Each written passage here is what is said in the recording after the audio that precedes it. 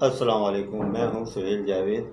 आज हमारे साथ chairman team human rights Pakistan के चेयरमैन जनाब इसाक अहमद शेख साहब बैठे हुए हैं। आज हम उनसे पूछते हैं कि आपने जो टीम ह्यूमन राइट्स पाकिस्तान बनाई है उसके मकासद क्या हैं। चेयरमैन साहब इसाक शेख साहब, आप कुछ बयान करेंगे? जी जी, मैं शुक्रिया अदा करता हूँ सोहेल जावेद भाई, जो आप हमारे टीम ह्यूमरस का आवाज़ बनते हैं और 24 घंटे जो हमारी रज़ाकाराना टीम जो पूरे सिंध में, पूरे पाकिस्तान में काम करें, जहाँ जुल्म सितम होता है उनका आवाज़ बुलंद करते हैं। और यही हमारा सबसे अहम मकसद है कि और हम ये सबको बताना भी चाह रहे हैं कि पूरे सिंध में, पूरे जहाँ भी शहर में, गांव में, देहातों में जहाँ पे जुल्म सितम हो, जहाँ पर झूठे मुकदमे हों, तशद्दुद हो, वहाँ पर हमारी टीम उनकी मदद के लिए, उनका आवाज़ बुलंद करने के लिए हम रज़ाकाराना तौर उनके साथ हैं, ताकि उनको हक़ मिले, इंसाफ मिले।